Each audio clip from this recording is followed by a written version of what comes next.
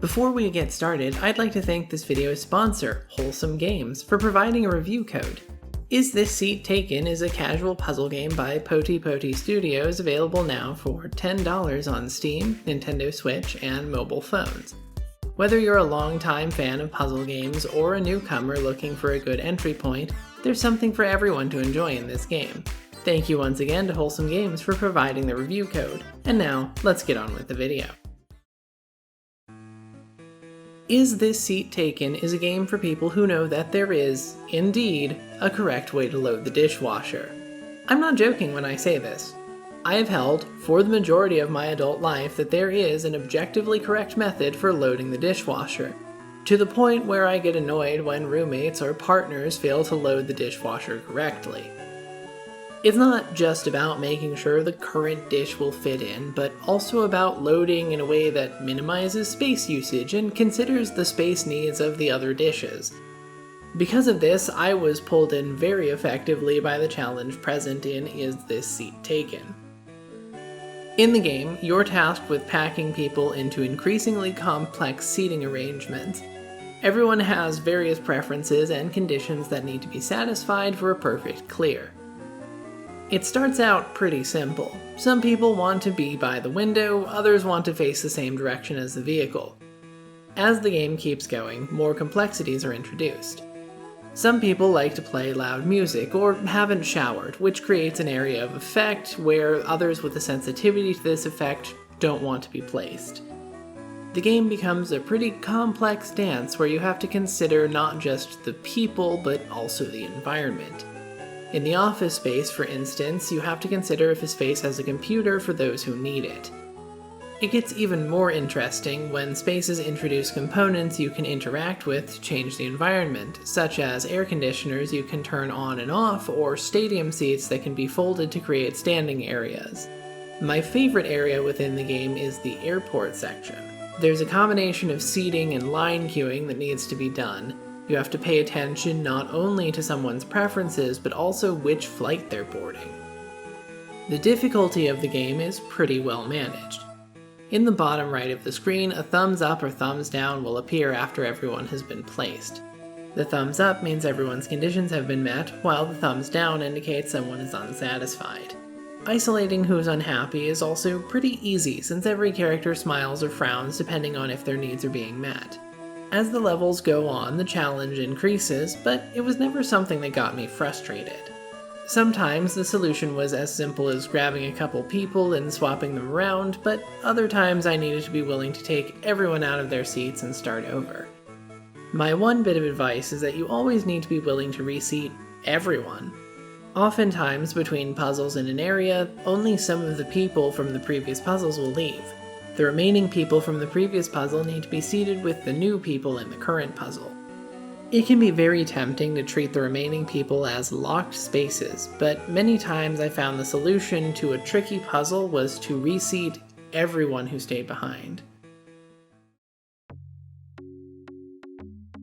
The best way the game moderates the difficulty and keeps it feeling casual is by not having any sort of timer or move limit. A perfect clear doesn't require a solution within a set time limit or a strict number of moves, and there's no grading based on how quickly or efficiently you solve the puzzle. I think this is important to consider because the game is clearly designed as a mobile game. While I played on my computer with a mouse, I often got the impression of a higher budget mobile title. The soft and safe art style, the sound design, the smooth music, the simple click and drag gameplay, and even the star-based progression all invoked feelings of playing on a tablet or smartphone. I don't mean this as an insult either. The game is very aesthetically pleasing, and nothing ever feels overly simplistic or cheap. If anything, this feels like what mobile games should strive to be. Rather than having loot boxes or limited turns designed to extract microtransactions from you, Is This Seat Taken has only one upfront cost of $10. There aren't thousands of levels slowly increasing in difficulty to build up your routine, there's just a good handful of levels with a solid difficulty curve that can be finished in about 6 hours. There are plenty of evil design patterns that could have been utilized to make this game more addictive, more long-lasting, more exactly what you expect from a mobile game. And yet, it doesn't do any of that. It's simply a good game you can play on your phone. It's not good simply in the context of being a mobile phone game, it's good in every context. Some mobile games are designed with the intention of being second screen games, something you play while also listening to a podcast or watching a show on streaming. This is not the case with Is This Seat Taken? The game requires a good amount of focus if you're going to properly solve the puzzles, and the amount of reading it requires to understand all the conditions makes it ill-suited as a podcast game. You won't be able to listen to The Climate Denier's Playbook or Behind the Bastards while playing this game, because you either won't be able to focus on finishing the puzzle, or you won't be able to take in any of the information being spoken through your headphones. This is not a complaint, but rather a warning.